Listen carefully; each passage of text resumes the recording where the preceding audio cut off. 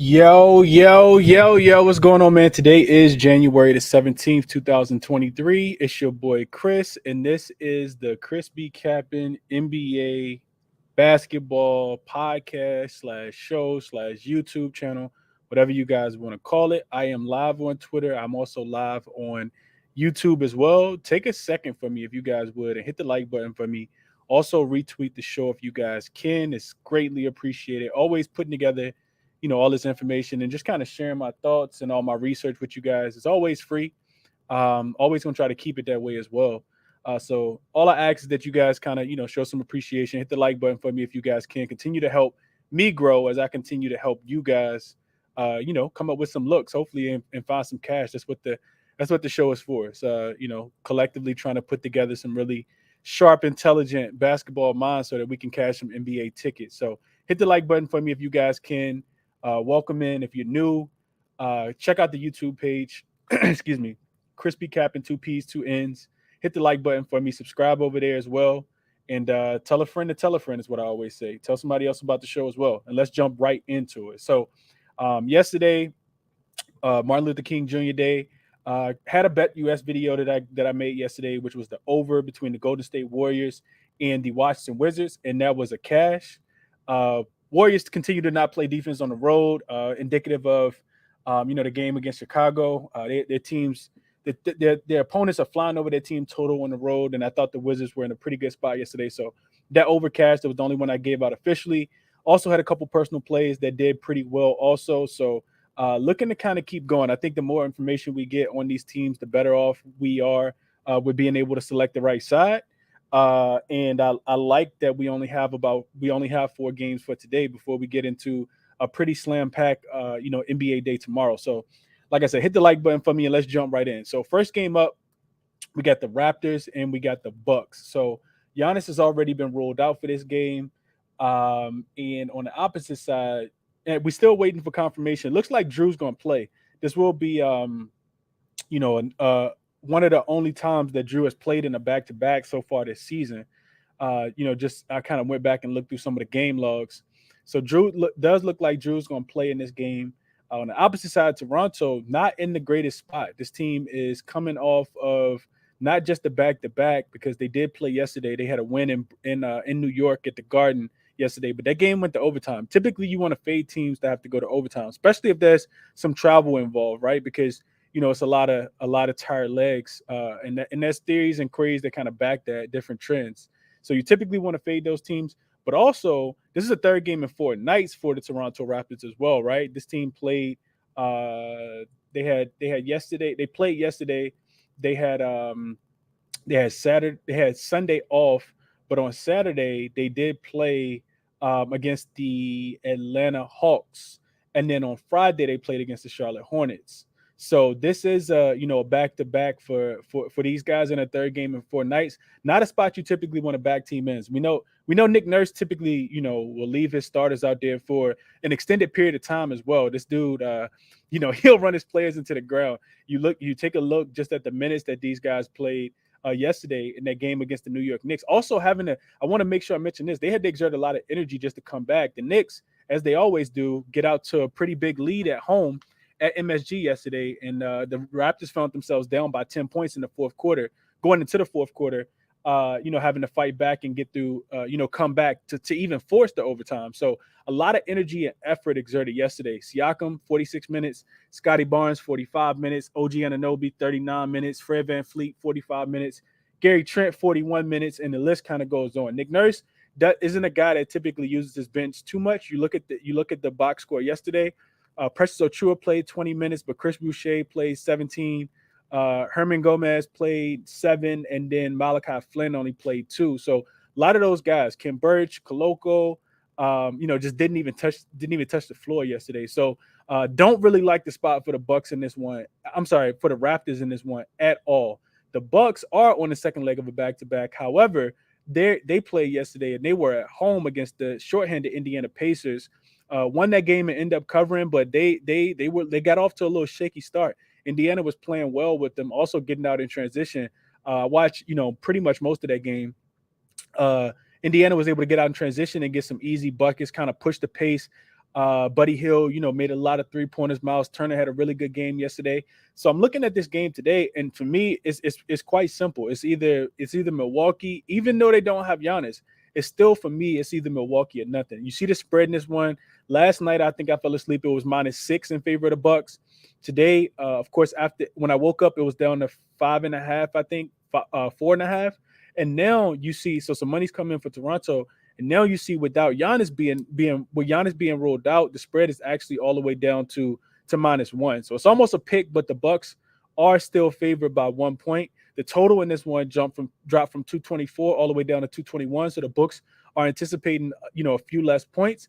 And I think I would agree. I think I would definitely agree. Typically, there's a theory on both sides, right? You get a team coming in, both teams coming in on the second night of a back-to-back. You could say, man, they might be a little sloppy offensively, might not be able to get into their sets, some turnovers. But you could also say that the total could go over, just because, tired legs theory says that while shots might not be falling, defense may be optional in this game, even though it's against two, the better defensive teams in the Eastern Conference, the Toronto Raptors and the Milwaukee Bucks, that is. So also, the thing that kind of, taking into consideration, I talked about the total dropping 3 points with no Giannis.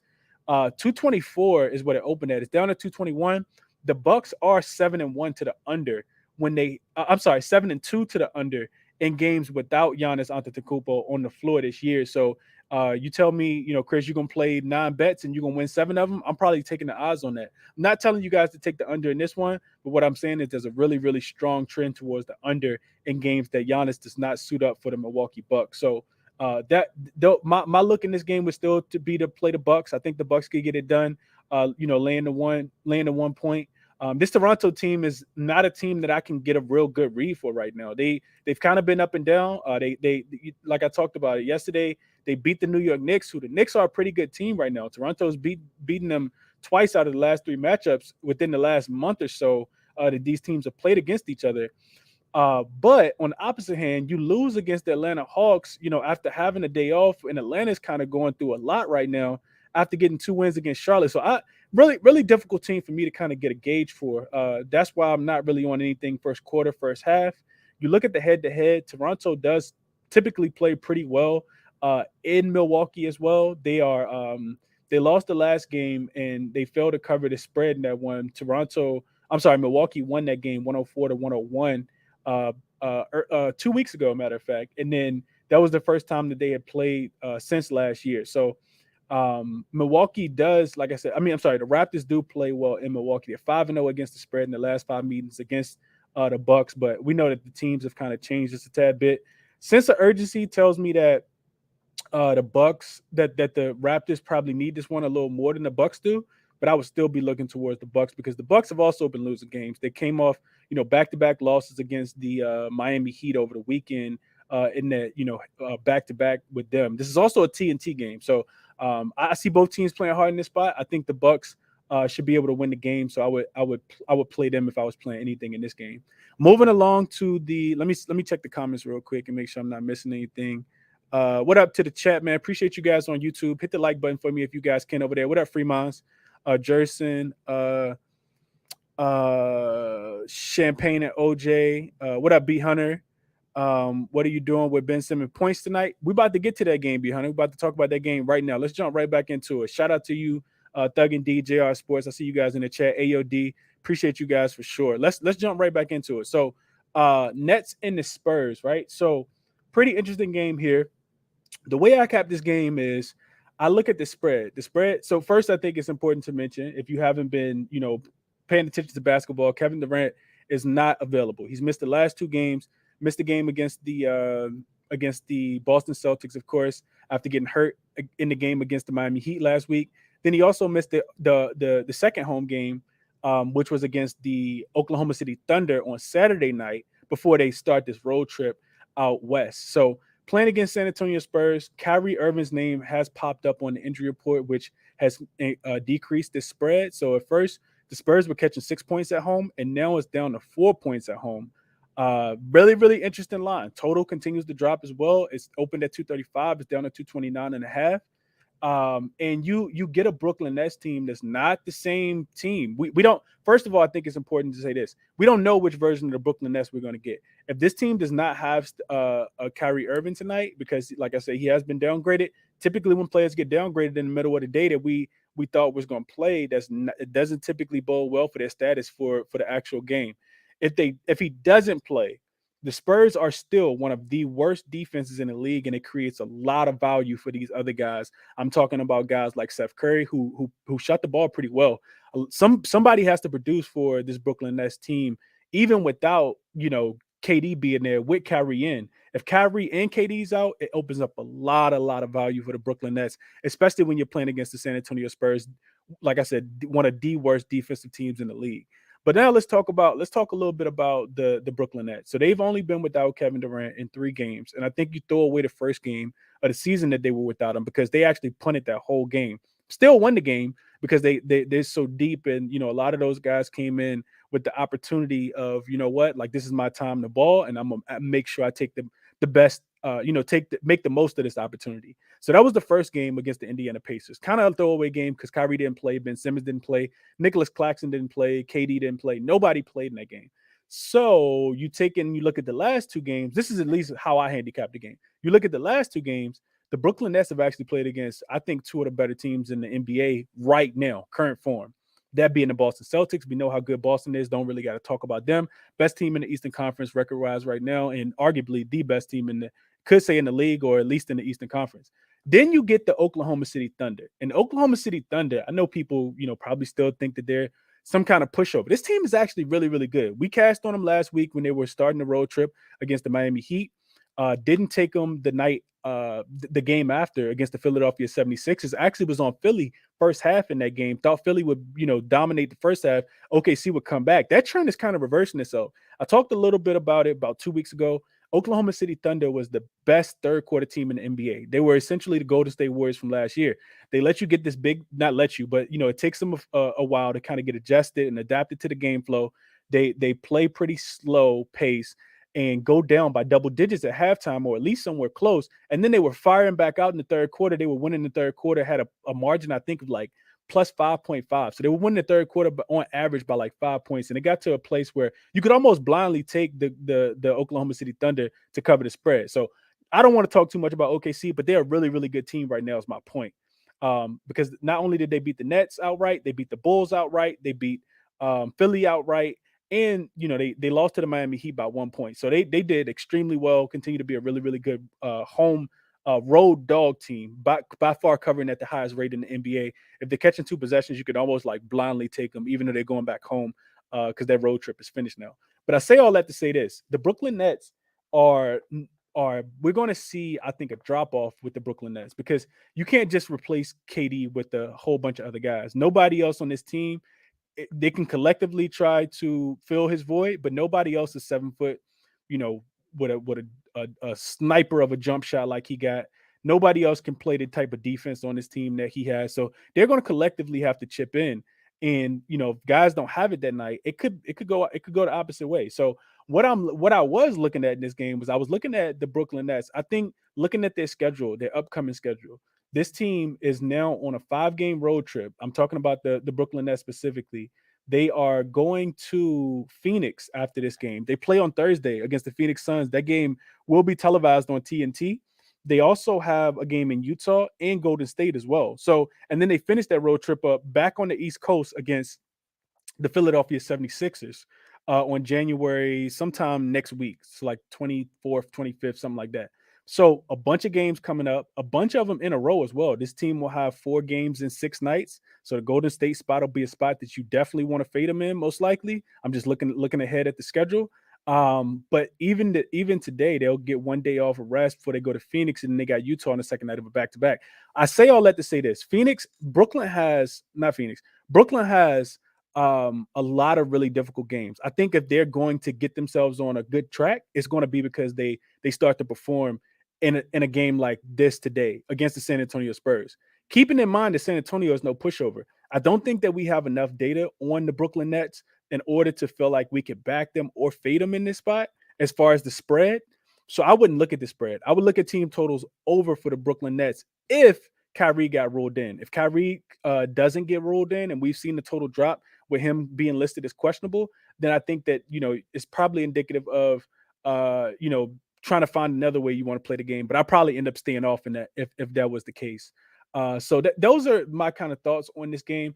I do, however, and I talked about this one on Let's Cap when I did the show with Ronald Cobain earlier today. I'm back on Trey Jones. I talked about it last week. I think I gave it out on Friday when they were playing against the Golden State Warriors. Just his if you go in and you look at Trey Jones, you look at his numbers in his last 6 games. Ever since Devin Vassell went down, this dude has kind of taken over Devin Vassell's role for this team. They're having the ball in his hands a lot more. And I played his points plus assists at 21.5 this morning. My favorite player prop of the day.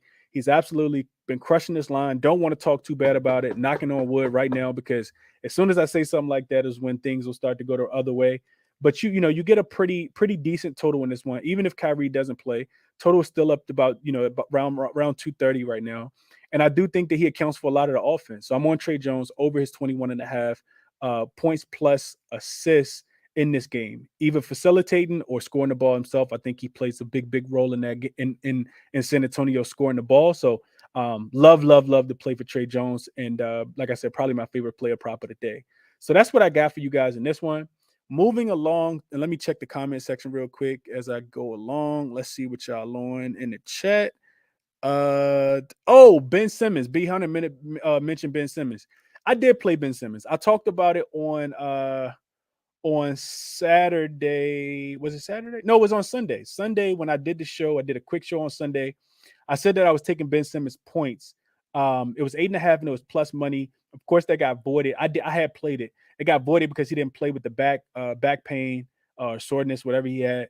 But it looks like he's going to suit up today. I took Ben Simmons points. I actually played Ben Simmons points again this morning, and it's off the same strength of what I told you guys earlier.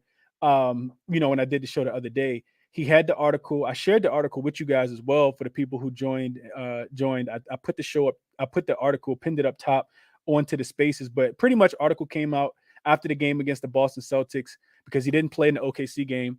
And he just can't. He vowed to be more aggressive, and I think that that's what you need, especially against some of these teams that don't have a lot of rim protection. We know he's not going to be out there launching 3-pointers or shooting jump shots, but some of these teams that don't have a lot of paint protection, I do expect Ben Simmons to be able to get to the rim and actually look at the rim, because if he looks at the rim, I do have maybe more faith in him being able to score than he does, but I do think that he can score the ball. So I am on Ben Simmons. I played his points at 10.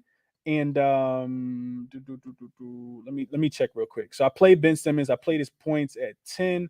I also put a sprinkle on Mr. Simmons to go over to score 15. I want to see what 10 was. I know it was plus money. I'm just trying to figure out exactly how much. I want to say it was plus 170. Ben Simmons 10 points plus 170.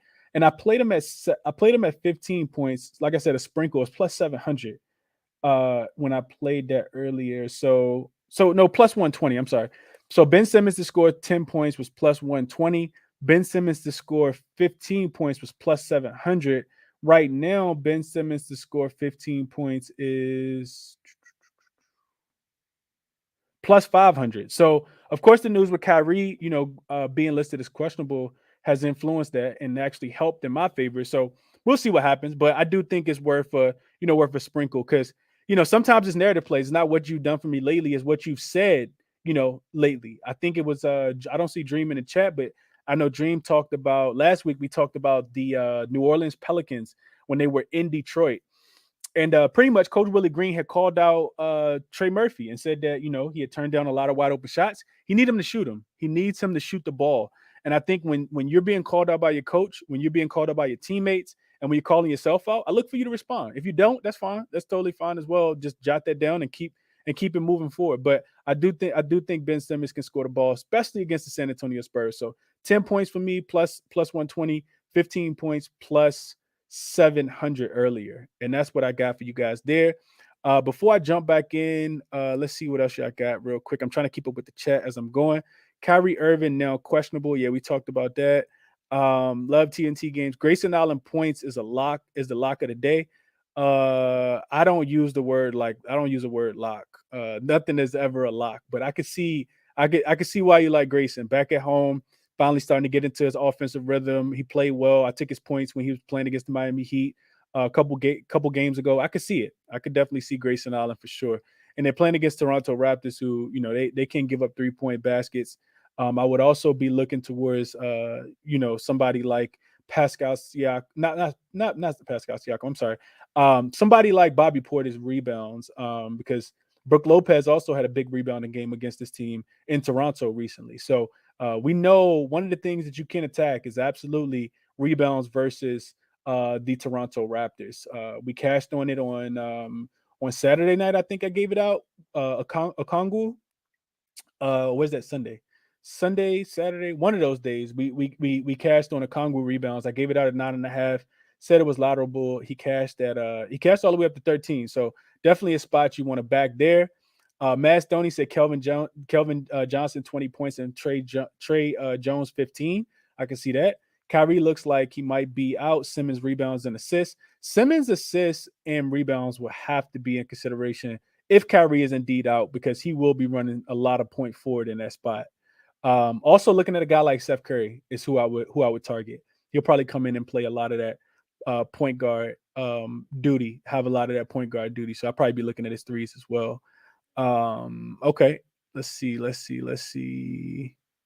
Okay. All right, cool. Just wanted to make sure I caught up. All right, so 2 more games to break down real quick, and then we'll get up out of here. But if you guys join late, like I said, hit the like button for me if you guys can. Show some appreciation for the show, man. Everything I always do is always free, and I want to try to keep it that way. So show some support for the show and for the channel, man. Next game up. Let's talk about this Blazers and Nuggets game. Really interesting game here. I like the Denver Nuggets in this spot. I like the Nuggets a lot. I see the spread coming down. I think it is a divisional game. You don't typically get divisional games between two pretty healthy teams where you have a team laying 7 points, which is what I saw this one open up at. It's down to 6 now. I think it opened at 6.5, went up to 7. Now it's back down to 6. The only cause for concern is that Denver does play the Minnesota Timberwolves tomorrow, but all of my numbers show me that the Denver Nuggets should win this game. You just look, not even looking at numbers or trends. Denver has been a absolute juggernaut at home. Jokic, I think, is by far the clear cut MVP right now. Even though I really do like what Embiid has been doing, he just probably missed a tad too many games. Jason Tatum has a little more help with Jaylen Brown being there as well, but I do like Tatum as well. What Jokic is doing is really, really insane right now, and he's doing a lot of it on the road. But at home, this team is a different beast, man. I've been talking about it for quite some time now. I'm not looking to fade Denver in Denver, for the foreseeable future. This team is 14-8 against the spread in their last 22 games at home. That's all of their games at home. 8-2 against the spread in their last 10. So they're covering spreads. They're getting big double-digit numbers and covering those as well. 8-2 straight up and against the spread in their last 10. The Portland Trailblazers are a team that has really been struggling recently. They did have a pretty good weekend. I don't credit them. I can't give them as much credit, the Portland Trailblazers. I love Dame. I love, Anthony Simons, Jeremy Grant, Nurkic. I love those guys. I love Josh Hart. I love, Gary Payton the third, Gary Payton the second. I call him the third. Gary Payton the second. I really do enjoy those guys. I like Chauncey as a coach, but this team has offensive lulls where they just can't score the ball. And that does not bode well when you're playing against the Denver Nuggets that have a really, really high ceiling as far as offensive capability. So when I looked at this game, one of the first things that jumped out to me was the total. I thought it was a tad bit too high, 238 points.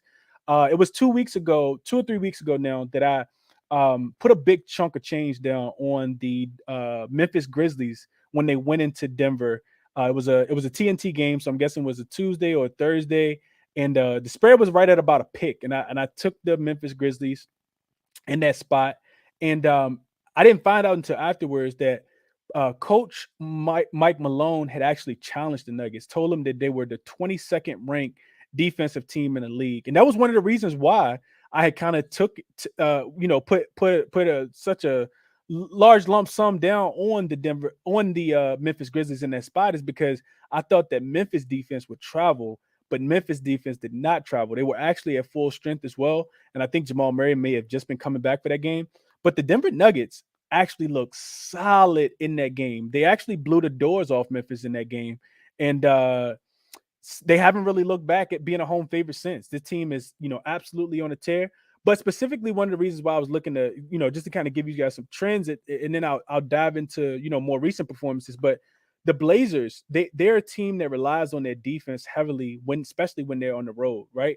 This team is 0-6 against the spread when they're in a road game with the total that's 232 or higher. So what that tells me is that the Blazers play, you know, uh, at a slower pace, and they need to win a game that's going to be of a lower total, right? They need the game to be 110 to 105, 110 to 108, right? The total being to set this high, to me, that favors the Denver Nuggets wholeheartedly in this game. The Blazers are also 0-4 against the spread in their last 4 games as a road dog. And you look at the Nuggets on the Nugget side, this team is 7-2-1 against the spread when they're at home with a total that's higher than 230 points. So for me, what that says is that when the Nuggets have these games where there's a really high total, they do a lot of the scoring. The other team doesn't. They've covered, like I said, 7 out of, you could say 9 because they do have a push, 7 out of the 9 spreads. Of course, it's important to wait on the status of Bones Highland because he is a lot of their offensive production off the bench.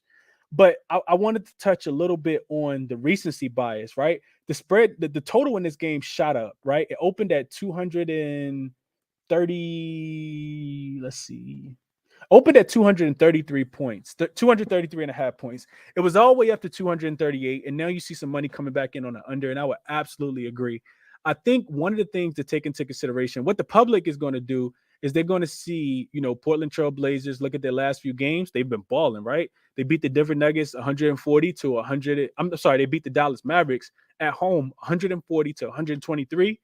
And then the night before, they also beat them 136 to 119, right? Back-to-back games against Dallas. Let me tell you what the problem is there. The problem is that Dallas, in that first game on January 14th, 3 games ago, Dallas was coming off a double overtime game with the Los Angeles Lakers. So you automatically want to fade the team that's going on the road, that's playing against a team that's that's playing against a team that's rested, a team that's motivated too, because before that game, Portland had lost 5 games in a row, and we're looking pretty bad. Also hadn't covered any of those 5 games. I think it fell to cover 6 games. So you got a super motivated spot for the Portland Trailblazers. But then on the flip side, the second game, Luka didn't play in that game. So you score 140 points in that game. But before that, this Portland Trailblazers offense hadn't scored more than 113 points in their previous 5 games. And the time that they went over that was actually against the Detroit Pistons. So don't really like the spot for Portland tonight at all. Like I said, their offense can go in the lulls. Just haven't gotten there with taking Denver laying the 6 points, but more than likely I probably will. If I had to play a spread in this one, it would be there. I know a lot of smart people also looking at Denver in the first quarter. Denver, when you have to travel into that altitude, Denver smashes people in the first quarter and the first half specifically. We know that Jokic typically plays most of the first quarter as well. And like I said, Portland offense just doesn't travel well on the road. So if you're looking at a high total like this, like I said, I do think it goes under, but I like Portland to be able to cover this spread at 6, even with them being on the first leg of a back-to-back. I checked those numbers earlier. They still perform well in those spots, and they kind of take what's there, and I don't think they do too much looking ahead, even though they are going to be in a revenge spot against the Timberwolves. Timberwolves did just beat them. I think the Timberwolves were actually the last team to beat them. Timberwolves beat them on January the 2nd, but other than that, this team has won 6 games in a row, and 7 of their last 8 games as well, covered every spread within their last 10 minus the game against Orlando the other day. So non-conference opponent as well. So maybe not really paying too much attention to them. I think that the Portland Trailblazers do get their attention today because it is not just a conference game, but it's also a divisional game. So those are my thoughts there. Really interesting trend that thing I was looking at earlier was, I talk about Portland offense being stagnant and not really scoring a lot on the road versus, them being a lot more potent at home. I looked at Anthony Simons, his point prop sitting at 20.5. Fun stat is that Anthony Simons has never scored over 20 points against the Denver Nuggets. I think it was like 12 games. No, I'm take that back. I think he scored 29 one time, but he's 1 for about 12 against the Denver Nuggets. Never gone over this total, I don't think, in Denver. I don't think that game was in Denver. So I actually think it's a sneaky look to take Anthony Simons under. We know that he typically shoots the ball a lot better on the road. I'm sorry, at home than he does on the road. I would be looking at Anthony Simons to go under his player prop. We also know that Damian Lillard plays extremely well against this team. So I'll probably be looking at Dame to, the offense kind of relying on Dame a lot in this spot. So those are my thoughts on this game. Also, total. I talked about the total. I know a lot of people don't play totals. I totally get it. They've been burning me throughout the whole season. So I hadn't locked this one in. But I said this earlier. The Portland Trailblazers offense is going through and I don't think it translates. I think they caught the Dallas Mavericks in two really, really good spots, which is why they scored the ball so well at home. And now you got to go on the road. And Dallas and Denver's defense has picked it up a lot. I think they're actually a top 10 defense right now in the NBA, specifically over the last 5, 10, 15 games. Nuggets, 8-1-1 to the under when they're at home, and the total is greater than 230 points. So that's, what's 8 divided by 9, probably 89, 80 something percent. Close to 90% there. The Blazers are 5-0 to the under in road games when the total is set at 233 or higher as well. They just don't score that many points. The other team does, but they don't, which is why I like Denver, minus the 6. And then the last thing was the Blazers 11-3 to the under when the total was set at 224 or higher in road games as well. So even dropping the total 9 points from 233 down to 224, this team just goes under because they don't score a lot of points on the road. So really like that under. I know it's come down from 238.5 to 237.5, and I would agree with the line, the under as far as that game goes. Also, divisional games, typically teams know each other and they can play to the other team's weakness. I'm sorry, they can actually slow down the other team. These teams play each other all the time. They played each other multiple times throughout this series. Throughout this season. So I would be looking towards the under. Also like Denver minus the 6 in this spot. Like I said, Denver kind of mowing teams down at home and didn't really get to a player prop in that game. Last game up, and that game is the Philadelphia 76ers and the Los Angeles Clippers. Spreading this one, you guys, if you're watching on YouTube, you guys see that it's -2 for the Clippers. Actually look like it's going back down to -1, -1.5. I see a little bit of both. And this is a pretty difficult game to cap. I think just looking at the eye test, you want to take Philadelphia. They've been a lot better than the Los Angeles Clippers. I think that's pretty apparent. Clippers just kind of struggling with injuries. For me, it's a lot easier to take the team that is playing the much better basketball right now, and the team that's actually at home.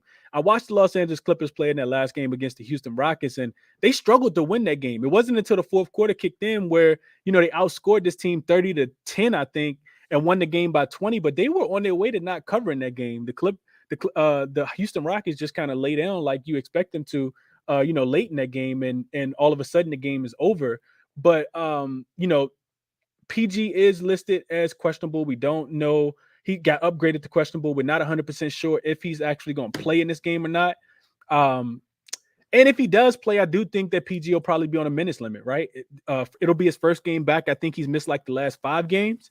So I'd be looking. I think if I had to make a play in this one, it would be Philly. Philly is on the second leg of a back-to-back. They're also on the third game in 4 nights. They lost to OKC, had a day off, traveled to Utah, beat Utah by 1, failed to cover the spread, then had the Lakers on the second leg of a back-to-back, beat the Lakers by 1, failed to cover that spread as well. But now you get them only having to win the game, right? Because you could actually take them plus the 1.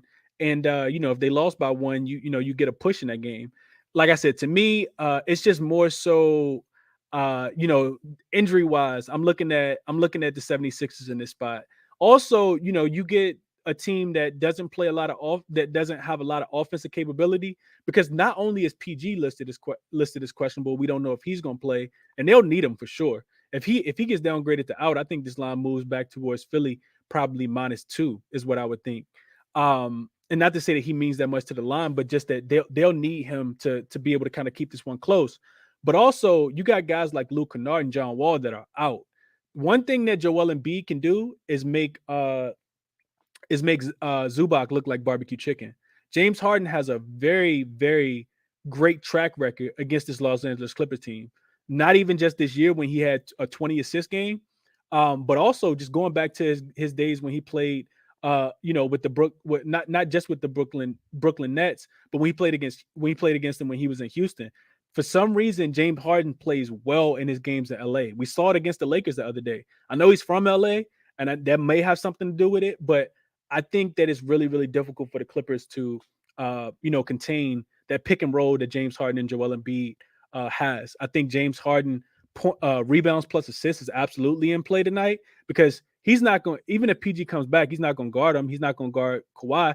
I do think that there's something to, a lot of the pick and rolls that get ran on the opposing team to try to make James Harden end up being that defender. I continuously watch this over and over again, whether it's Russell Westbrook in the last game, kind of seeking out whoever James Harden is guarding to get James Harden guarding him. LeBron did the same thing. I saw Shai Gilgeous-Alexander do the same thing the other day. I saw Jordan Clarkson absolutely abuse James Harden. So I do think that there's something to kind of making James be that, primary defender, even though they're probably going to put him in the corner and have him guarding somebody like Trey Mann or, whoever they end up starting at the guard position that's not named PG and Kawhi. But I would look towards James Harden still be able to collect his rebounds, still be able to get his assists. I think the assist potential will be there as well. And I would also look towards the over. The Clippers are a great under team at home, but the Philadelphia 76ers make you play up to their pace because they are a very efficient offensive team, whether they're at home or on the road. So I would look towards the over in this spot. I know the total is only at 223, and that's a pretty low total for a Phoenix Suns game.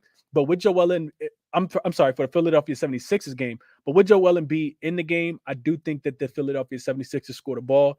I do think that James Harden, facilitates, and they have a bunch of other guys, Tobias Harris, DeAnthony Melton, Shake Milton, Maxey, Gorgeous Niang, that can come in and kind of fill it up as well. I would look at Philly to win this game. I think Philly wins the game. Also think the game goes over. So that's what I got for you guys. Long breakdown, about 37 minutes on 4 games, but top, looks in each game would be opposing. I don't even know if we got lines. Opposing center against Toronto is always in play. Their rebounds. So somebody on the Milwaukee Bucks. Bobby Portis numbers have been inflated just a tad bit too high for my liking recently. They said his rebounds like 12 and a half. Like his rebounds are set higher than Giannis sometimes.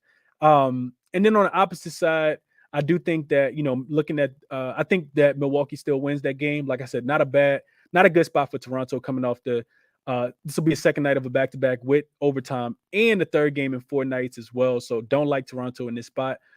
Brooklyn and San Antonio, I like Trey Jones, like I talked about, over his 21.5 points plus assists. Official play for me. Portland and Denver, the spread's coming down now even more, and I'm not 100% sure why. As we've been doing the show, don't see anything pop up on the injury news at all. But yeah, the spread's coming down. So maybe all of these games, I think this is important. Wait until you have all the information that you need in order to make the best educated choice. Because at the end of the day, we're all gambling, right? And you want to have all of your homework done before you put that play in. Just from a discipline perspective. So spreads coming down. Like I said, it was at 7 when the show opened. It came down to 6. Now I see it down to 5.5. The lower it gets, the more I like Denver. I'm gonna just say that. So no play on the Portland and Denver game, like the under. And if I do end up playing something, it'll probably be Denver on the spread. I also couldn't talk anybody off Denver first quarter, first half, because typically teams struggle when they're, in altitude, especially if you're coming off 2 home games and then you have to travel to Portland. Travel from Portland to Denver.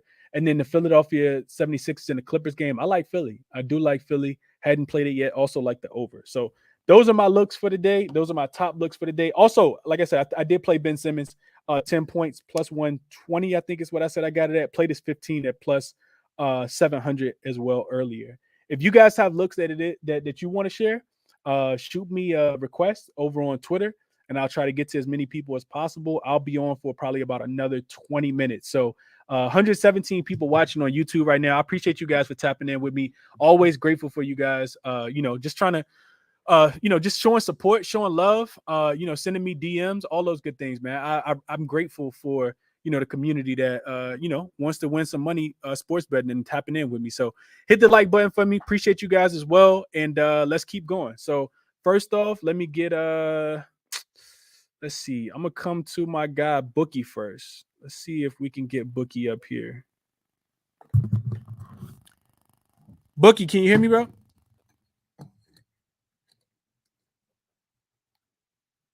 Hey, Bookie, can you hear me? Oh, yo, what's up, Chris? I was muted, my bad. I started talking. Yeah, what's going on? How you doing, Bookie? I'm doing good. So I got 3 plays today. I'm going to start off with the under I really like today. Drew Holiday, under 22.5. This line's 21.5 on, I think, Barstool and Win, and I think 2 other books I couldn't remember. So obviously I like the higher number, minus 122. And 3 games versus Toronto on Milwaukee was January 27th, 2021. This was with no OG Anunoby. With Giannis playing, Drew Holiday had just 17 points on 3 for 13 shooting. Really struggled to get his shot off with against Nick Nurse's defense, trapping the ball handler and just rushing the screens.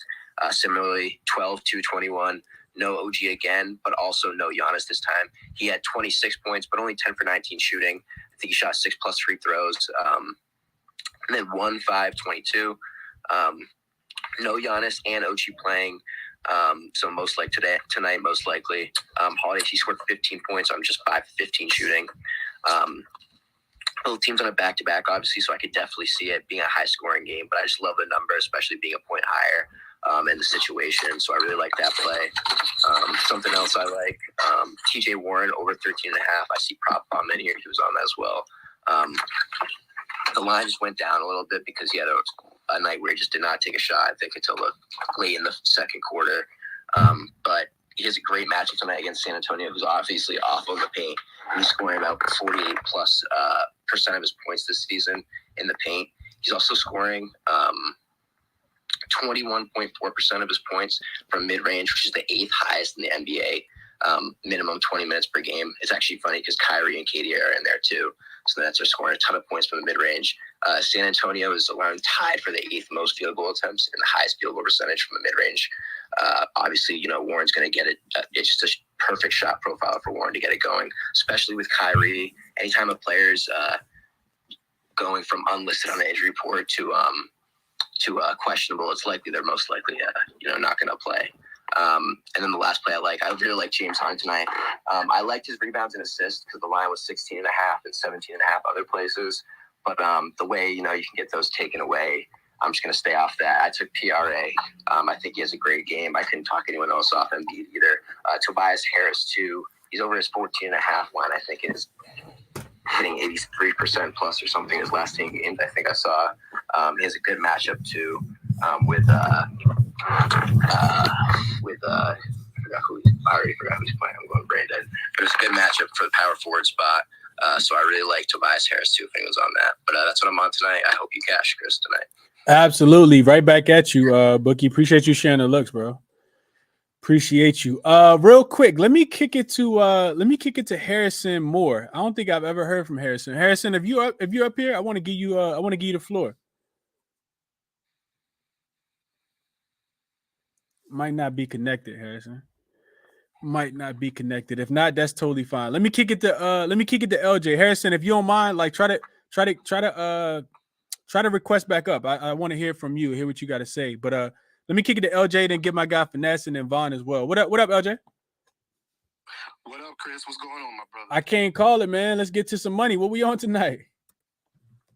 Chris, you know me. Nicholas Claxton. Bro, I'm only taking one play tonight. This is all I need to do. If anybody y'all listening, jump on this money train with me if y'all haven't been already. He is going to get over 2.5 blocks tonight. I took it at minus 126. I even sprinkled 3.5 for plus 250, Chris. He's had 3+ blocks in 8 straight games. He had 3 blocks versus the Spurs on the 2nd of January. And not to mention, Julius Randle has had 4. Robert Williams has 4. Jackson Jr. had 5. Even with 2 last game, I believe. So Nicholas Claxton is going to eat tonight, Chris. That's all I need to tell you. That's all I wanted to get on Twitter for you. Let you know. Get on the train tonight, sir. Yeah, nah, for real. That has been catching LJ. I hadn't really been watching him actually go in and do that specifically, but you're right. This dude been. I know he lead the league in blocks. Like it's been pretty amazing what he's been able to do on the defensive end. Is number 1 in blocks per game. So the matchup is perfect for him. So there's no reason why he can't get his prop tonight. It's my most profitable bet of the year, Chris. I'm talking about all sports. Nicholas Claxton is my most profitable prop bet, bro. Okay, Nicholas Claxton over 2.5 blocks. Y'all heard it from LJ here. Okay, best of luck, LJ. Let's cash. Let's do it. Let's do it. Let's do it. Let me kick it to Finesse. What up, Finesse? Yo, what up? What's good, bro? What up? What up? Chilling, bro. Chilling. Everything good with you? Yeah, everything good, bro. I can't complain, man. Can't complain. Sounds good, bro. Sounds good. Yeah, you know I love these short slates, so been digging deep. Haven't got to the later games, but I'll give you guys what I got. For now, I like Siakam tonight. Over 23.5 points. That's minus 110 on Barstool. He's covered this line in 6 of his last 10 games, 4 of his last 5 road games. Minutes, shot attempts, 3-point attempts, field goal percentage, all go up on the road, leading to Siakam scoring 3.5 more points per game on the road. So we love that. Obviously, still no Middleton, no Giannis tonight.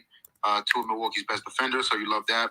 Siakam has performed against this Milwaukee team, with or without Giannis on the floor, so that hasn't really mattered too much. He's cleared this line at 2 of his last 3 versus Milwaukee, but he is coming off that abysmal 11-point performance on just 4-18 shooting a couple weeks ago versus them at the beginning of January.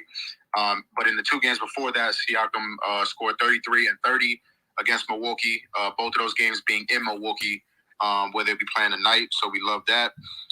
Over the last 15 games, Milwaukee's allowing the 6th most points and the 2nd most threes to the power forward position. And it's a buy low spot for Siakam. So I mentioned the 2nd most threes to the power forward position. I think that's important. Last 2 games, he's 0 for 11 from 3, just 12 to 35 shooting in those 2 games, only combining for 35 points. So great buy low spot. I'm expecting him to bounce back versus a weakened defense. The defense gets obviously notably worse without Middleton and Giannis in there. And he's on the 2nd out of a back-to-back where he's excelled. 4 times he's been on the 2nd end of a back-to-back.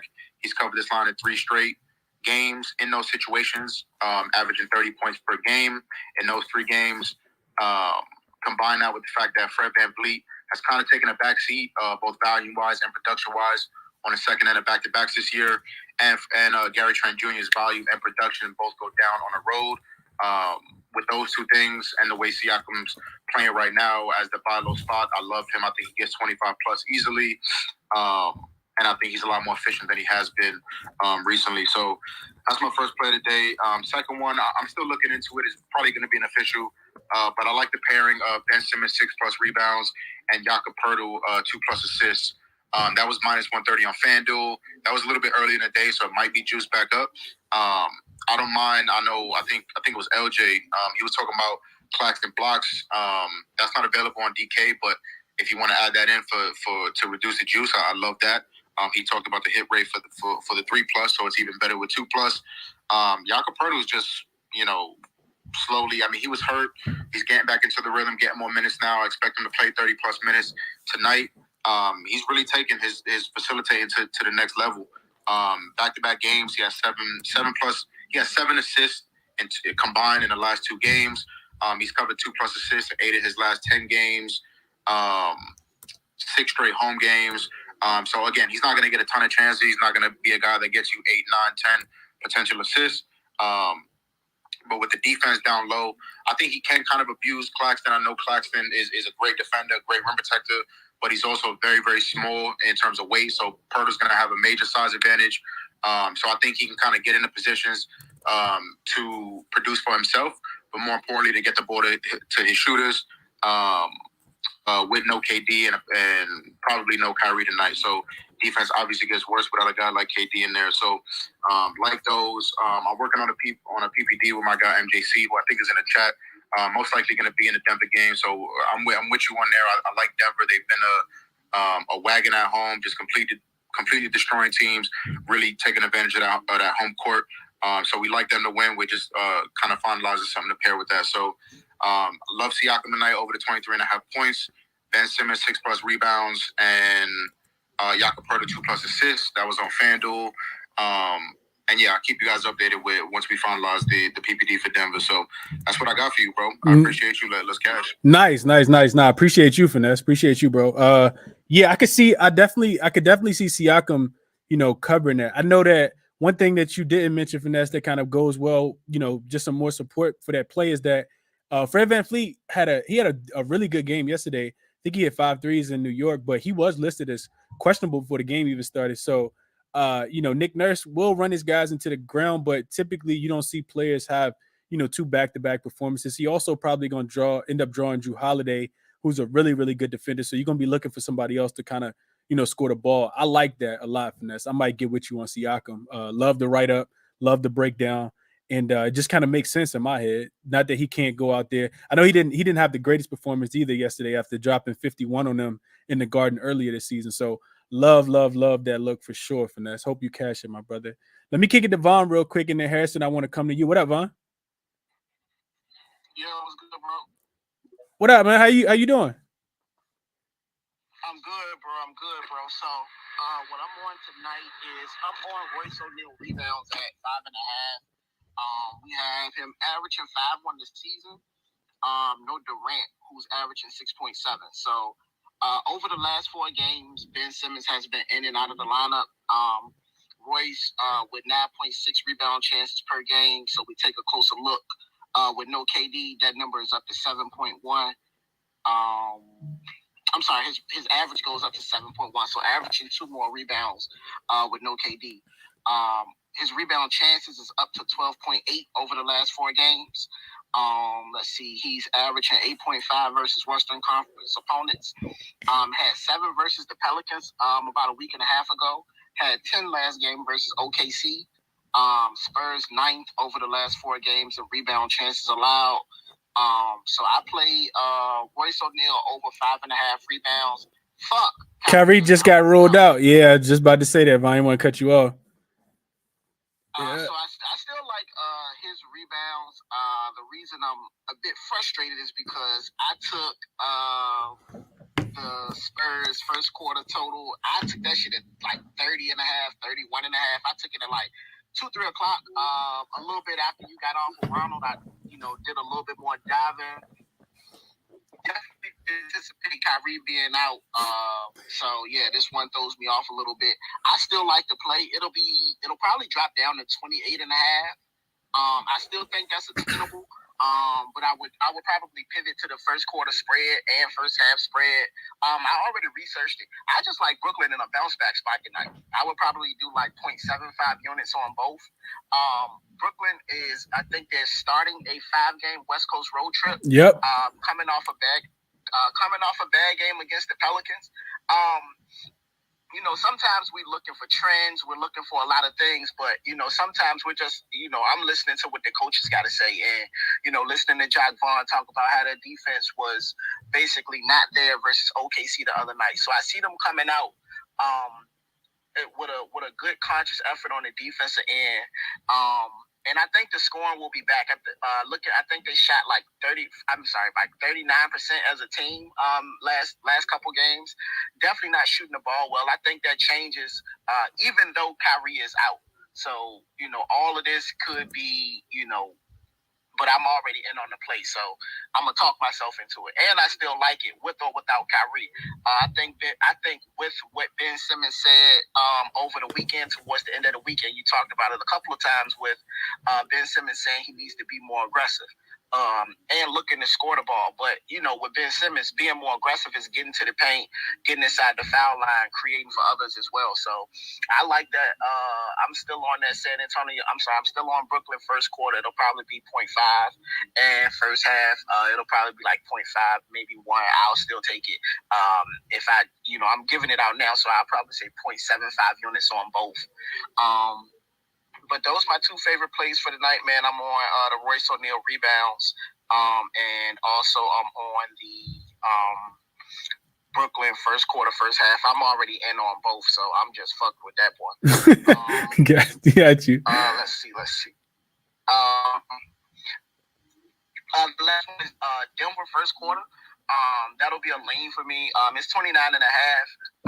They've played Portland already 3 times this year. They've hit that line 3 times already, and they're getting up to 33, 34. They're not just getting up to like 30 or 31.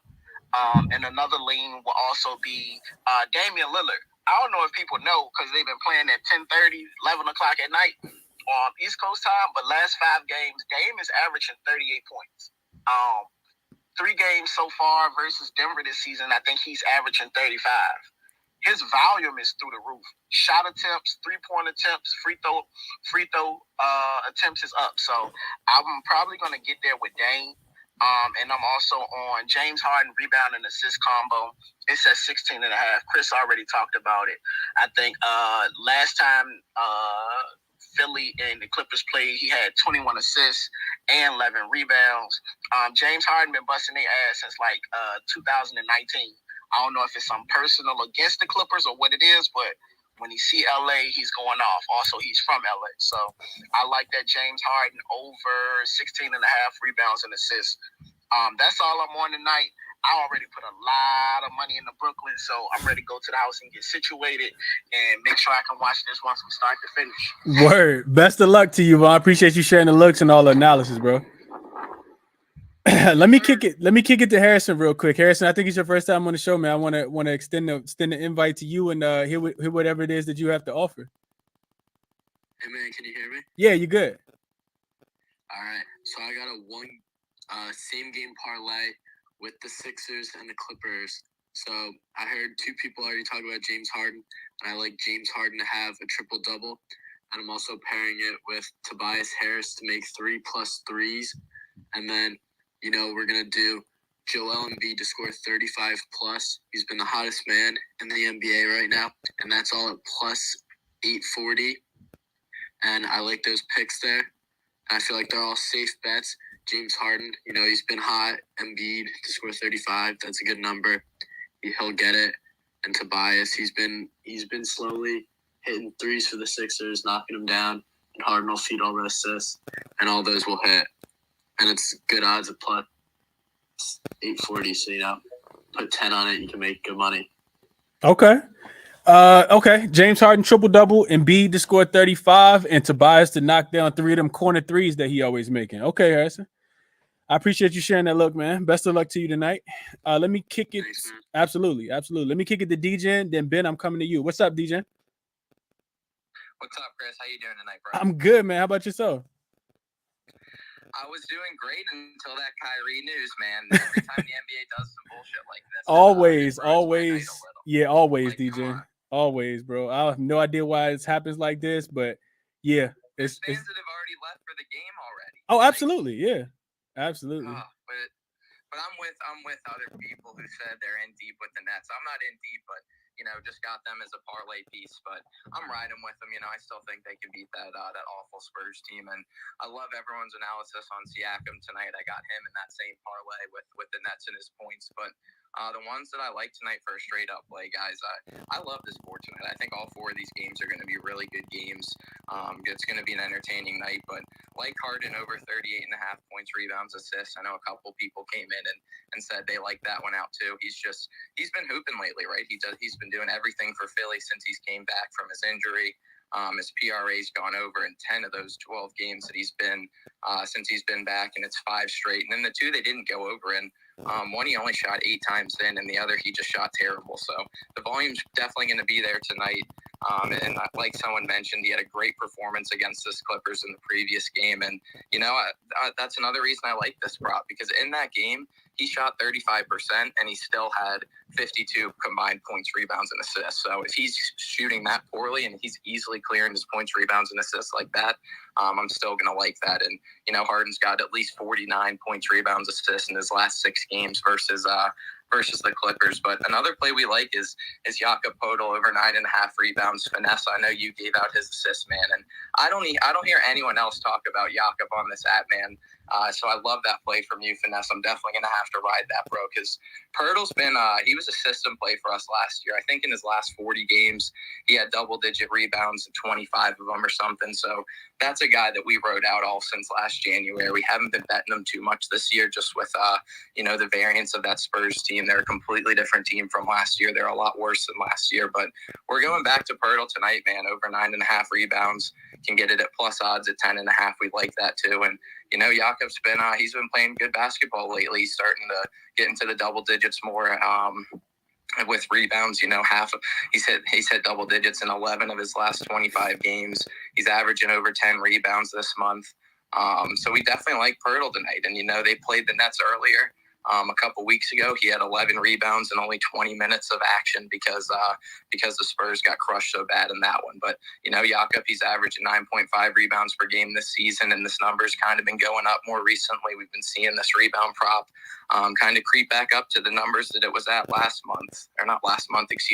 season. So we like Jakob Pirtle tonight, man. And you got to find these weird NBA spots and just ride with them, because the Bucks don't always adjust, man. And that's you grind every day looking for weird spots like this. You'll find this one random player to stick with and pay off, and that's what Jakob is to the DJ betting, man. And excited to ride that train again tonight. And good luck, everyone. Let's make some money tonight. Absolutely, DJ. I like to look for the weird angles too, DJ. And I think you got one for sure tonight. Hopefully it's the gym for you. Best of luck to you, and I hope you cash it as well, bro. Let me kick it to the Brain real quick. Brain, what's going on, man? How you doing? What's up? What's going on, man? How you doing? I'm good. How about you? I'm doing okay, man. I'm doing okay. I got Scotty Barnes, 20 plus points and 25 plus points. Right now is at plus 260 and plus 800. The research I got on it is he got 20 plus points in 3 straight games, 20 plus points in 4 of the last 5 games, 25 plus points in back-to-back games. In the last 3 games, the last 3 road games, he got 26, 23, and 25 points. Wow. What? So Brain, quick question for you. Have you been watching Scotty in these performances? No, I haven't watched it. I'm just going off the numbers. The numbers. Okay, cool. I only asked because I was wondering if you had saw something. I watched the game with the Knicks yesterday, like some of it. I didn't watch the whole game, and I saw the one clip that stuck out to me was him talking to Quentin Grimes, and then and he pretty much told Quentin Grimes was you not him, and it was kind of pointing at him. It was kind of disrespectful, but yeah, dude been balling. He's shooting the ball a little bit more. I'm not 100% sure, if this translates till today, but I do think that it's probably worth a sprinkle for sure. Chris, you saw what happened right after he pointed at him. Yeah, I did see that too. I did see that. Yeah, I don't think he had no comeback for that one either, Vanessa. Them Knicks games good, bro. I got to get to the Garden. I got to get to a Knicks game, man. Them boys play hard. I love what they got going with Brunson down there for sure. That was insane. Yeah, RJ Barrett straight down the lane with the lefty. Straight against his team too. He grew up in Canada, so he's a big Raptor fan. But yeah. I also like one more prop. What else you got, Brian? James Harden threes ladder. Okay. Hold on. Let me see what I got written down for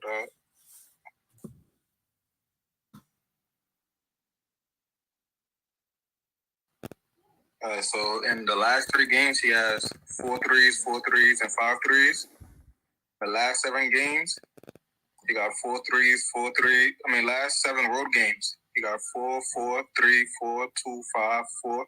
And then in the last 12 games versus the Clippers, he got 3 plus threes in 10 of the 12 games, 4 plus threes in 7 of the 12 games, and then 5 plus threes in 3 of the 12 games. Okay, so he's shooting the ball a little bit better on the road specifically. Okay. I could not talk you off of that. I think his 3 lines probably like 2.5. I know he shoots the ball well against the Clippers in general. Like I was looking at his logs earlier and I pulled it back up. In the earlier game this season, he shot 3 for 6. Last year he shot 4 for 9 in LA at that. Last 3 games in LA, he's actually shot 4 for 9. So 4 for 9 shooting from 3 in the last 3 games, all identical. 4 for 9, 4 for 9, 4 for 9. And in his last 3 games in LA as a Brooklyn Net. So could not talk you off of any of those. Also, I don't know what it is. Harden he hit 5 threes when he was on the Houston Rockets in back-to-back games in LA as well. So he does shoot the ball well in that gym. So I could not talk you off of that, bro. I hope you cash it, bro. Yeah, much appreciated. Absolutely. Right back at you. Let me kick it to Relax real quick. Relax, I'm gonna come to you real quick, and then I'm gonna kick it to my guy Dream. What up, Relax? How you doing? I appreciate it, Chris. So real quick, I have 4 plays that I like a lot. Some of them have already been touched on, but I'll just go over the narratives that I came up with, if you will. Yeah, go ahead. Fred VanVleet, over 6 assists, and these are all prize picks, by the way. Fred, obviously, Drew's a tough matchup for him, right? He probably won't be scoring as much, so I kind of see him being more of a facilitator in that game. So he should cover the 6 assists. He's done so, I believe, 4 of the last 5, if I'm not mistaken. I like Siakam as well, over points, 23.5. He's averaging about 27 on the year. No Giannis. I do see the game being very close, even with no Giannis. So I see him going over that 23.5 point mark tonight, especially with no Giannis. I like Drew over 21.5 points as well. The points got to come from somewhere, right? With no Giannis on the floor tonight. I do see him covering that 21.5 fairly easily, especially in a close game. And then I also like, obviously, Harden over 2.5 3-pointers made. To a lot of you guys' point, it's in LA, his hometown. He shows off. He shows out in LA. So I do like his 3-pointers made over 2.5 as well. And that's all I got. Okay. Sound like some solid analysis around those. I hope you cash them, Relax. Best of luck to you, bro. Appreciate you sharing them. Dream, my God. What up, Dream? Hey, shit, man. What's the vibes? How you? I'm good, bro. I'm good, man. I'm back on Trey again today, man. He keep cashing, so I'm gonna keep riding him until he decide to go dry one day, man. Right now he letting that thing go, man. He's shooting it well. He assisting well, so I'm gonna keep going back to the well with him. Dream, what you want today? Bro, honestly, I wasn't even gonna come up. I'm gonna be short because that's my only play right now. Maybe a bench player line or something will pop up and I hop on it, or maybe something live. But that Trey Jones is all I'm on. I got 22.5 plus 100. I love it. He hit the last 6 games. I'm sure you gave a great breakdown. So yeah, I'm on that too. But I just wanted to give out a few long shots that I saw that I thought was a good value. Gary Trent Jr., 5 threes, is plus 750. He's a volume shooter. I think his last 9 games, he's getting up 8 attempts per game. So if you know anything about Gary Trent, he's hot cold. Last time Milwaukee played Toronto, if I'm not mistaken, Toronto came all the way back. Like they was down like 15 with 2 minutes left or some shit. And Gary Trent was integral, whatever the word is, in bringing him back. So I just like him to repeat that. Sometimes when players had a good game against another team, next time they see him on the schedule, they get excited. So I thought that was good value for him. TJ Warren and Seth Curry, they points ladders. I'm not a big fan of their bases right now. They both at 15.5. I feel like both could go over. One could go over, but I just prefer to play the ladders. So you can get 20 and 25. I know you can get 25 for each of them at 650. And let me see where I got the 20 at. You can get 20 at 220 and 200. You can get 25 for Seth at plus 700. And Seth just had a good game last game as well. So, and back to Trey Jones real quick. I seen this man triple-double on FanDuel this morning, and it was plus 9,000. Swear to God. And I'm like, forget it. I'm going to just manually do my own. So I ended up doing something with like 10, 10, and 8 or something like that. It was like plus 3,600. So I just looked at his triple-double, man. They nerfed it to plus 3,400. I really can't remember something going down 6,000. So Look, I know it lost hella value, but that shit telling me something. Y'all might want to sprinkle like $1, something. Right. Because when I went back and checked, I'm like, what?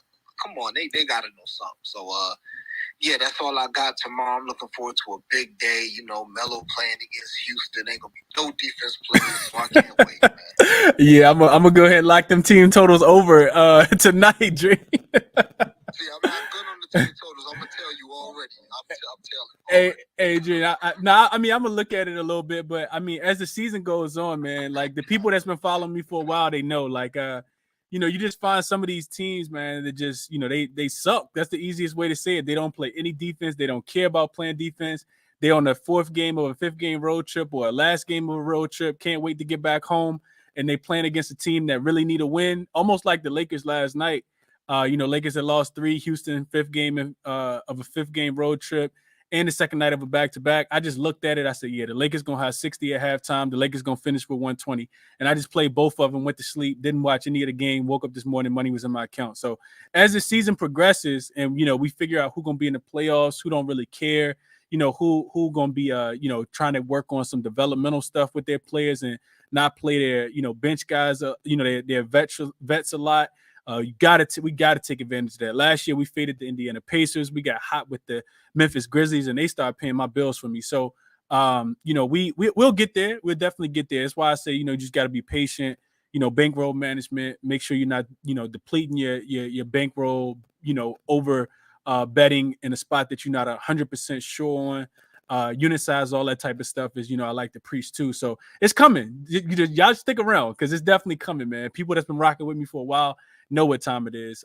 Same thing with Finesse. Finesse got super hot last year. Not that he's not already hot, but same thing. Like we got real hot last year. I can't. My palms start sweating when I think about it because I can't wait for that time, man. But yeah, Dream. I was wondering, just speaking to specifically to what you were saying, Dream. I was wondering where you was looking at. I was going to actually ask you what value you was looking at as far as that Brooklyn game. I know you do a lot of value plays, and with Kyrie being out now, of course, that's going to create a lot of opportunity for those other guys. And you mentioned, you know, the 2 players that I was thinking about as well, that being Seth. You know, he probably going to be the other point guard out there with Ben Simmons, of course. And then, you know, so I like his points. You also mentioned him coming off a good game. We got to take into consideration if you're scared to play these guys for Brooklyn.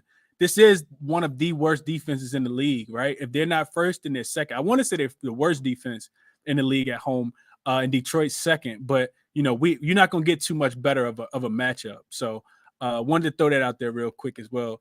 Let me kick it to my guy, Joe. It's been a minute since Joe been up here. Action Network guy, follow Joe, respect a lot of his work. What's going on, Joe? How you doing today, man? Yo, what's good, man? How you been? I'm good, man. How about yourself? Dude, we're chilling. We're chilling. Full of laundry right now, so I got to get this done before the slate. No distractions, Joe. I like it, man. What you got going on today? No distractions. It's a pretty good slate, I think. A lot of the guys that have spoken so far have had some really good angles. I'm looking at really, like, I love TJ Warren. I bet him before the Kyrie news, so it's kind of like a little bit. It's like a little bit of a tough spot to say, like, go enter here right now, especially at the numbers that he's at. But I would just caution the 25 plus, like if people are looking at a ladder for him, just because they've kind of said like they're not going to play him 40 minutes, even like with these kinds of rotations. So like if you want to take him to 20, like I can't hate that. I took it at 20, but like I think 25, you're starting to push it. But we have seen some like really interesting rotations from the Nets. Like you're seeing a little bit more Patty Mills, you're seeing a little bit more Watanabe. The guy that I think might actually step up like a little bit today as not even just a rebounder, but a facilitator is Royce O'Neal. And I like him. You can parlay on Bet365, which isn't really available to everybody, but you can even do like an 8-and-8. Like I like to call them like the almost triple doubles. And you can get him at like 7 boards, 7 assists, and it's 18-1. It's just like a little spot because I think without Kyrie, if the defense really collapses on Simmons, because Simmons like always makes that like unnecessary pass just because he's not as aggressive. But O'Neal is still a good facilitator, so he could get that pass, do like the extra pass. And I think that could help his assist totals tonight, especially in like you said, they are literally the worst defense. Like I think it's like a record-settingly bad Spurs defense. Yeah. So that's always a concern. And then I like Claxton blocks.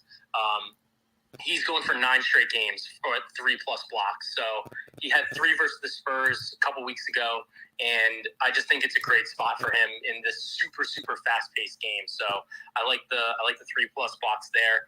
And then in the Bucks in the Bucks game, I think it's really interesting, and I want to know your thoughts on it, because Drew, his assists are at 8.5. And double you can get at like plus 140 or so, and it kind of feels like a good spot, the way the Raptors like to trap and send doubles at the primary ball handler or like the best player on the team. But then it's a little odd because like I played Brunson assists against them the other day, and Brunson had a great game, but he had like no dimes. So it's a little interesting. Like, so I was kind of wondering like what your thoughts on that were a little bit. Yeah, Joe, I think that's a really solid look. First of all, I think the only thing that I would want to like kind of take a deeper dive into, Joe, is like how well field goal percentage wise the Bucks are doing on the second night of a back-to-back, right? Like, do they tend to go over? Like, you know what I mean? Because Toronto isn't the greatest defense. I don't expect them to have their greatest defensive performance in this game whatsoever, right? Because like we mentioned, not only is the second night of a back-to-back with overtime from last night, but it's also a third game in 4 nights as well with travel, right? Traveling from New York to Milwaukee. Yeah. So they got a lot of games. They got 3 more games after tonight. Right. So I think Joe, another thing I would look at is Giannis. Drew's potential assists without Giannis being in the lineup, right? To see like what kind of conversion rate that would be, but. I don't think that it's a bad play. I think it's definitely a solid play. I mean, he could absolutely get there. I think the Bucks want to win too. I know he came out the other day before they lost the Miami game, Joe. He came out in the game that they did win before the Miami back-to-back, and he said, we're competitors and we want to win games. And clearly he's willing to do whatever it takes. He's definitely going to have, ample, assist opportunities in a game like today without. Somebody like Giannis who dominates so much of that usage. So I would only be looking towards that. I wouldn't bet under on his double-double. Put it like that, Joe. Definitely not. So yeah, like I like that. And then I bet a little bit on Scotty Barnes to make A3.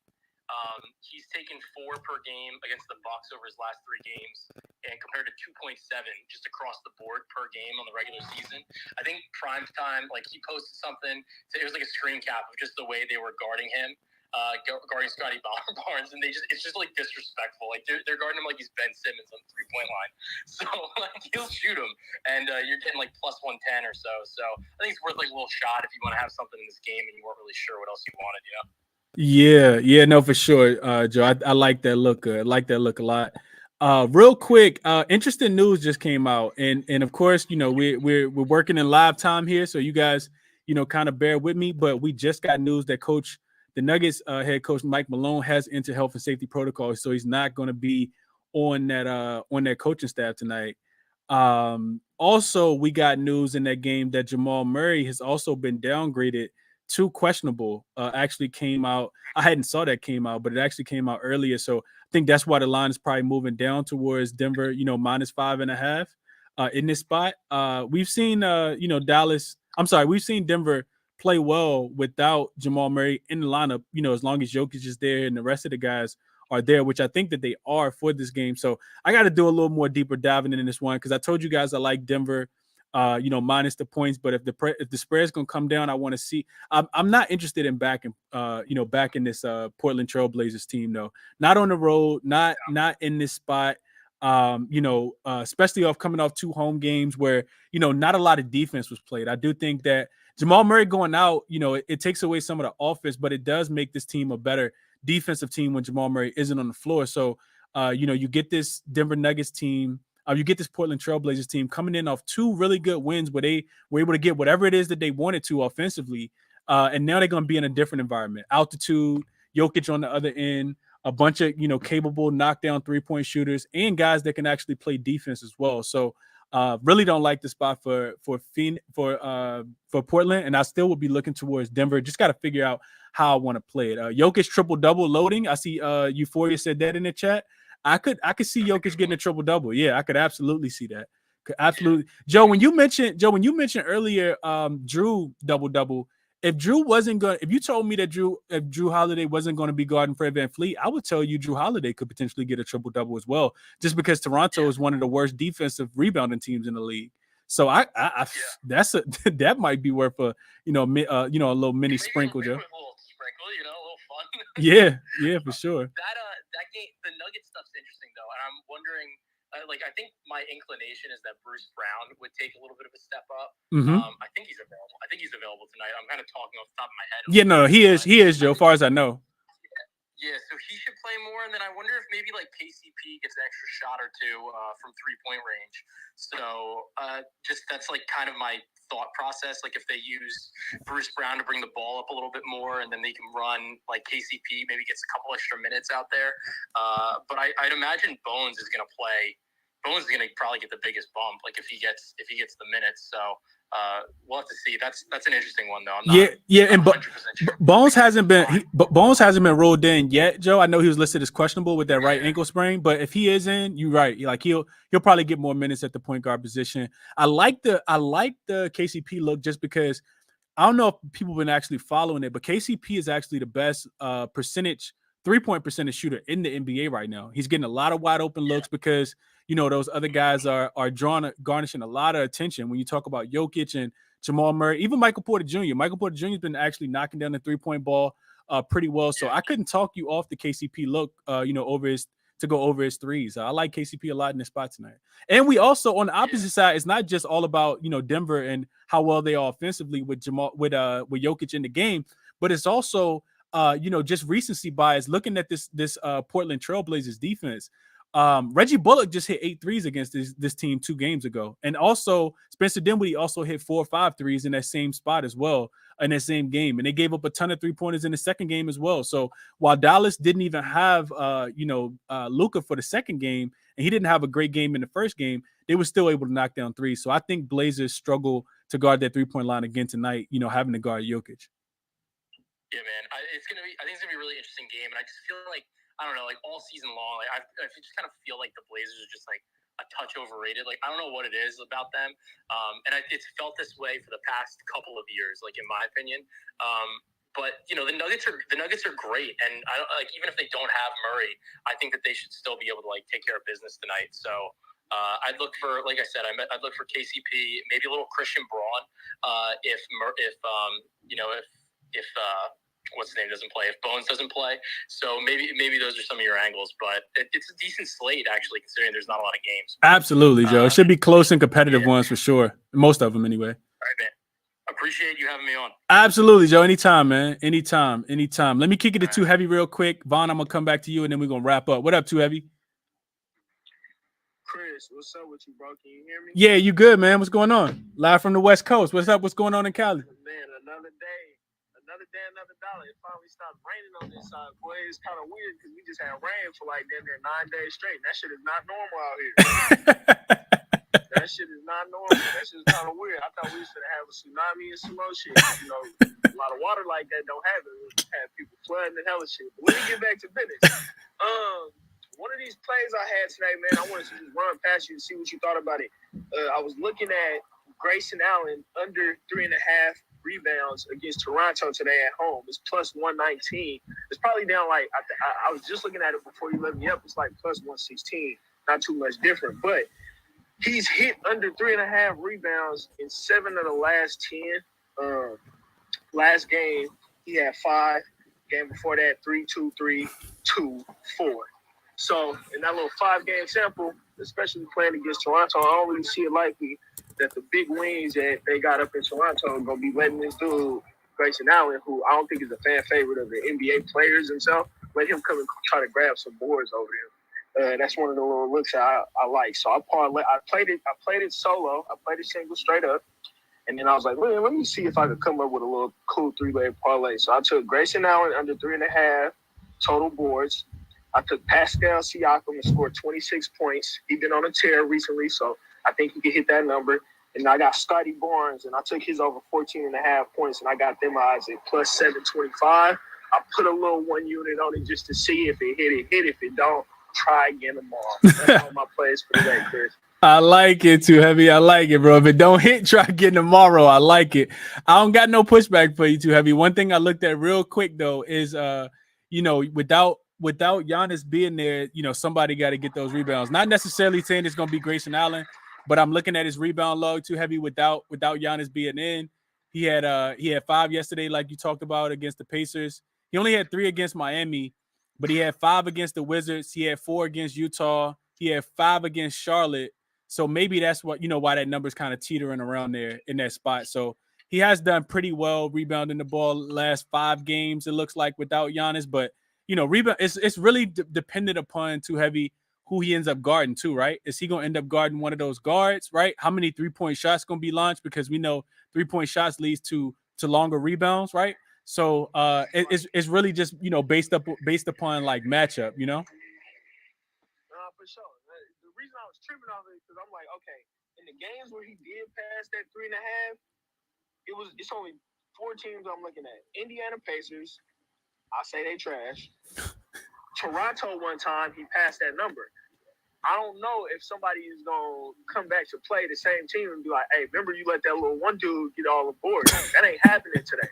Whether Giannis there or not, I don't give a damn what you do. If you let him see 2 boards, you running laps for suicide this game. That's mentally what I'm thinking is going through their head, because it's like, all right, you letting an undersized player get an advantage over you that definitely shouldn't be. Not supposed to be happening. Don't give it up again. You feel me? Like, you got me once, shame on me. What is it saying? Fool me once, shame on me. Fool me twice, shame on you. Like, yeah, that's that type of situation. Okay. Hey, too heavy. Long as it rationalizes in your brain, bro, that's all that matters, man. I hope you cash it because I ain't betting it over. On my mama. And if it don't hit, I'm gonna tell you, Chris, they played me.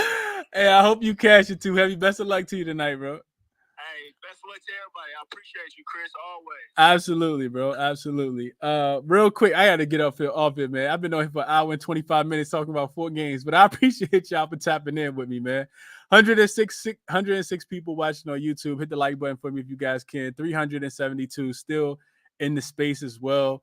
Yeah, man, I love you guys. I love the community, man. Always trying to get some cash.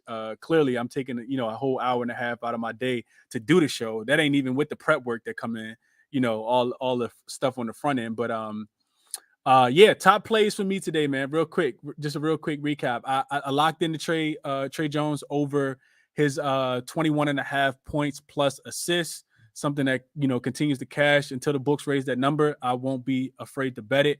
So lock that one in at 21.5. Also couldn't talk anybody off the 22.5 if you can get it at plus money. I know Dream talked about that one. He's cleared 21.5 and 22.5 pretty easily. So knock on wood again. Hopefully he keeps that one going for us today. Like I said, I also played Ben Simmons this morning when I first woke up. Play I gave out on Sunday, but he ended up not playing against the Oklahoma City Thunder. I played Ben Simmons at 10 points at plus 120, I think it was, and I played him at 15 points, sprinkle, plus 700 earlier. Those numbers, of course, have dropped. Also couldn't talk anybody off TJ Warren. He probably will have the usage in this one. Also couldn't talk anybody off Steph Curry. Steph Curry should play a lot of those point guard minutes. We talk about the Spurs being, the worst defensive team in the league. I would also look, just real quick, I would also look at the San Antonio, the Brooklyn Nets team total over. And I think the number, it was at 118.5, I think earlier. That number has come down now to nothing that I played officially yet. That number's actually come down to 115. Actually, it was at 114. So it was at 114. The Spurs defense, like I talked about, it's really, really bad. The one thing, we only have a 1-game sample, right? Without Kyrie, KD, and all of those guys in the game. But they actually the Brooklyn Nets played against the Indiana Pacers in that game. And they thrashed the Indiana Pacers in that game. The Pacers had everyone. So my inkling is that if they can do it against Indiana, they can definitely do it against San Antonio. We talk about motivation, always needing motivation in the spots like this. They should be highly motivated. A chance for those guys to get to prove that they deserve more rotational minutes. I'm talking about guys like Sumner. I'm talking about guys like Joe Harris going to get his minutes, but I'm talking about all those bench guys, all those role players that want more, why not do it against San Antonio? I think this team clears their team total. Didn't play it officially, but I like them to go over their 115. Just based on, like I said, that one game that they played without him. Not that San Antonio is not going to come out and play hard, because they will, but I do think that the Nets end up going over 115 points, even without Kyrie in this spot. And then anything else that I like, man, I'll end up tweeting it out to you guys. We got a lot of stuff still going on, in this game. Also, didn't play this one yet, but probably going to end up on James Harden. His rebounds plus assists. I think the line was 16.5, 17.5. Honestly, I don't care which one it is. He dominates this team, loves to play against them. And I don't see a way that they slow him down tonight. So like that look as well. And like I said, I also like Philly. I think Philly wins this game, one possession game on the spread. I like Philly, but none of those plays are official. Only thing I said I played official was Ben Simmons points, 10 and 15, and also Trey Jones points plus assists at 21.5. Anything else I like officially, live bets, all that good stuff, because I am about to go get a quick workout in, hit the shower, grab some dinner, and then I'm going to turn these games on. So anything I see official that I like live, I'll end up tweeting out. So turn the notifications on if you guys want to. And hopefully we make some money tonight. Be back tomorrow. Probably do the Cast It with Chris in the morning show as well, 7 a.m. So follow on YouTube. Hit the like button for me. Show some support. Appreciate you guys as always. Best of luck to you guys. And always end the show like this, man. None of this is financial consultation. It's all theory and logic and queries and trends, SDQL, eye tests, NBAstats.com, all that good stuff. So bet with your head, man. Not over it. Back tomorrow. Best of luck to you guys tonight.